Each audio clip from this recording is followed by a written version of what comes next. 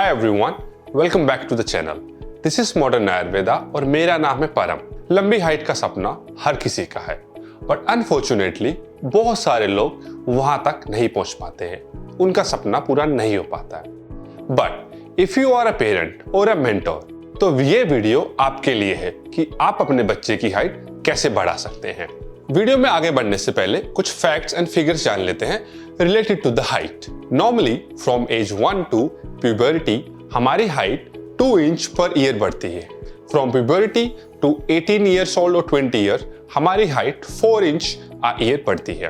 But females या लड़कियों की हाइट लड़कों से ज्यादा जल्दी बढ़ जाती है। इससे पहले कि मैं आपको कुछ सॉल्यूशंस दूं, मेरा आप सबसे एक सवाल है। आपको क्या लगता है कि हमारी हाइट बढ़ने में किस बोन का सबसे बड़ा रोल है?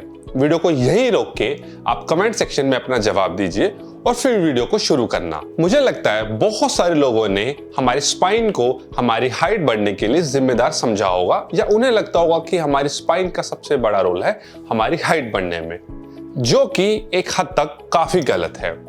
हमारी हाइट बढ़ने का सबसे बड़ा रीजन या सबसे बड़ा कंट्रोल हमारी लेग्स बोन्स, जो हमारी फीमर, हमारी पटेला, हमारे फीट और हमारे एंकल को जाता है। अब बात करते हैं कौन कौन से फैक्टर्स हैं जिस पे हमारी हाइट डिपेंड करती है। सबसे पहला और सबसे बड़ा फैक्टर है जेनेटिकल लिमिटेशन। जी हाँ, 80% ऑफ हमारी हाइट हमारे जेनेटिक्स के ऊपर डिपेंड करती है। जब मैं जेनेटिक्स की बात करता हूं तो मैं सिर्फ आपके फादर साइड की फैमिली के लिए नहीं, आपके मदर साइड की फैमिली के लिए भी बात करता हूं। जी हाँ, जेनेटिक्स दोनों तरफ जा सकते हैं, आपकी मदर की तरफ भी, आपके फादर की साइड भी। और तो और ये जनरेशन टू जनरेशन 7 जनरेशन तक डिपेंड करता है। Second is growth hormone. Growth hormone का जेनेटिक्स के बाद सबसे बड़ा रोल है किसी इंसान की हाइट बढ़ने में। तीसरा जिंक। फिर आता है lack of sleep, obesity, stress level, low vitamin D, protein rich diets, smoking, processed food, IGF-1 and thyroid gland. अब बात करते हैं कि हमारी हाइट कब तक बढ़ सकती है, किस एज तक बढ़ सकती है, क्योंकि बहुत सारे लोग ऐसे हैं जो 20 साल के बाद, 23 साल के बाद, 24 साल के बाद भी ये उम्मीद नहीं छोड़ते हैं कि उनकी हाइट बढ़ सकती है। एज जानने से पहले आपको एक टर्म जाननी चाहिए, एपिफिजियल लाइन, जिसे लेमन भाषा में ग्रोथ प्लेट भी कहा गया है। अब किसी को पता करना हो कि उनकी हाइट बढ़ेगी कि नहीं बढ़ेगी, इसका सबसे अच्छा सॉल्यूशन है एक एक्सरे। आप एक एक्सरे कराइए अपने लेग बोन का, अपने फीमर बोन का, वहां पे आपको मिलेगी एपिफिजियल लाइन। अगर आपके एक्सरे में आपकी लाइन आ गई है, एपिफिजियल लाइन अगर विजिबल है, तो आपकी ग्रोथ प्लेट रुक चुकी है। अगर आपके एक्सरे में आपकी एपिफिजियल लाइन नहीं दिख रही है, तो इसका मतलब है अभी भी चांस है आपकी हाइट बढ़ने के। बेशक ये एज से रिलेटेड बिल्कुल भी नहीं है। ये लाइन 18 साल में भी आ सकती है, 19 साल में भी आ सकती है, 20 में भी आ सकती है। कई बार देखा गया है 23 साल तक भी लोगों की हाइट बढ़ती है। तो एज एक उतना बड़ा फैक्टर नहीं है टू चेक वेदर आपकी हाइट बढ़ेगी या नहीं बढ़ेगी। ये साइंटिफिक तरीका है। एक एक्सरे से आप पता कर सकते हैं कि आपकी आगे हाइट बढ़ सकती है या नहीं। इससे फायदा ये होगा कि जितने भी लोग आपको बेवकूफ बना रहे हैं सोशल मीडिया पर, इंटरनेट पर या ऑफलाइन, कि हम आपकी हाइट बढ़ाने की गारंटी लेते हैं, उन सब से आपका पीछा वंस एंड फॉर ऑल बिल्कुल छूट जाएगा।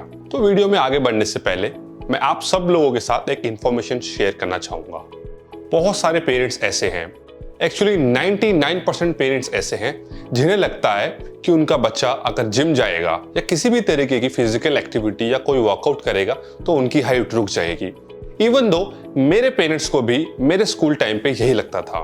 Late me give you my example. My father is 5'5", my mother is 5'4", but my height is 6'1.5". Reason मुझे लगता है सबसे बड़ा रीजन मेरी हाइट बढ़ने में मेरी फिजिकल एक्टिविटी, मेरा वर्कआउट रहा, जो मैंने बहुत अर्ली स्टेज पे शुरू कर दिया था। ऐसी कोई भी रिसर्च नहीं है जो ये दिखाती हो कि वर्कआउट करने से, स्ट्रेंथ ट्रेनिंग करने से, जिम जाने से, हैवी वेट उठाने से आपकी हाइट को रोकती हो। इवन दो 1% भी चांस ऐसा नहीं है कि इससे आपकी हाइट रुकती है। ऑन द कॉन्ट्रेरी, वर्कआउट करने से, स्ट्रेंथ ट्रेनिंग करने से, स्पेसिफिकली रेसिस्टेंस ट्रेनिंग करने से आपकी हाइट बढ़ेगी। Anabolic training and bone growth का डायरेक्ट रिलेशन है। इसको आप ऐसे समझिए, जब भी कोई बच्चा एनाबॉलिक ट्रेनिंग करेगा, रेसिस्टेंस ट्रेनिंग करेगा, वो अपनी मसल्स पे लोड डालेगा, जिसकी वजह से उसकी हाइपरट्रोफी होगी, उसका मसल मास बढ़ेगा, which will directly impact the bone. उस स्ट्रेस की वजह से हमारी बोन्स के ऊपर एक मैकेनिकल स्ट्रेस आएगा। वो मैकेनिकल स्ट्रेस हमारी बोन्स को पुश करेगा उनका साइज बढ़ाने में, उनकी स्ट्रेंथ बढ़ाने में, जिसकी वजह से अल्टीमेटली आपकी हाइट बढ़ेगी। Not just for the height, in future आपके आगे आने वाले जीवन के लिए भी आपकी बोन स्ट्रॉन्ग होंगी रेजिस्टेंस ट्रेनिंग से। तो ये भी एक बहुत बड़ा फायदा है स्ट्रेंथ ट्रेनिंग करने का। According to the research, any increase in your muscle mass and your strength will increase your BMD, which is bone mass density. इसको हम आगे जानेंगे इन डिटेल। रिसर्च के हिसाब से interestingly, immobilization and inactivity can reduce the muscle mass and strength, although it can reduce the BMD.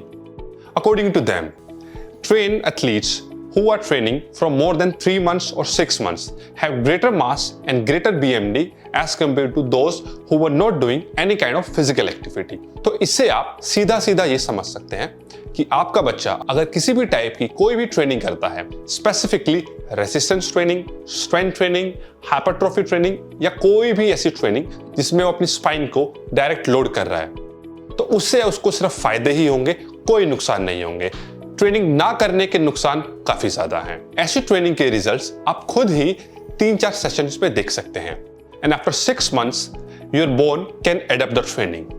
तो मेरे कहने का मतलब है कि 6 महीने लगेंगे आपको एक्चुअल रिजल्ट्स देखने में अपनी हाइट के अंदर। अब बात करते हैं इस ट्रेनिंग के और क्या फायदे हैं। आपका ग्रोथ हार्मोन्स, आपका थायराइड ग्लैंड, ये दोनों ऐसी चीजें हैं जो आपकी हाइट में एक बहुत बड़ा रोल प्ले करते हैं। तो अब बात करते हैं कि इस तरीके की ट्रेनिंग का आपके हार्मोन्स के ऊपर क्या इंपैक्ट होगा।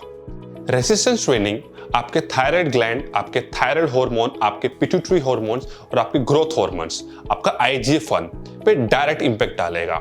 इसके लिए मुझे एक अलग डिटेल वीडियो बनानी होगी, उसमें हम बात करेंगे कि इन सब का क्या रिलेशन है आपकी ट्रेनिंग के साथ। फिलहाल के लिए आप ये मानिए कि आपकी रेसिस्टेंस ट्रेनिंग बहुत ज्यादा फायदेमंद है और बहुत ज्यादा इन्फ्लुएंस करेगी इन हार्मोन्स को बढ़ाने का, जो कि डायरेक्टली रिलेटेड है आपकी हाइट के साथ। तो जितनी अच्छी ट्रेनिंग उतने ज्यादा चांसेस हैं आपकी हाइट बढ़ने के। ट्रेनिंग के साथ साथ आपको और भी 3-4 चीजें हैं जिनका खास ध्यान रखना है। फर्स्ट ऑफ ऑल, आपकी अच्छी डाइट, एक स्ट्रेस फ्री लाइफस्टाइल। आपको एक प्रोटीन रिच डाइट लेने की जरूरत है। Stay away from smoke and any kind of stress and processed food. Try to sleep for 8 to 9 hours a day। इन सारी बातों के साथ साथ आपकी ट्रेनिंग, आपका खाना, आपकी बुरी आदतों से दूर रहना, इन सब के साथ साथ आपको एक चीज का और ध्यान रखना है, वो है आपकी नींद। I would suggest 7 to 8 hours of sleep आपके बच्चे की ग्रोथ के लिए बहुत जरूरी है। जितने भी आपके हार्मोन्स हैं, उन सब का प्रोडक्शन, उन सब का जनरेशन रात को ही होता है, आपकी नींद में ही होता है। तो जितनी अच्छी आपकी नींद होगी, उतना ही अच्छे आपके हार्मोन्स होंगे, उतनी ज्यादा चांसेस है आपकी हाइट बढ़ने का। तो make sure never compromise with your sleep. Thank you so much for watching this video.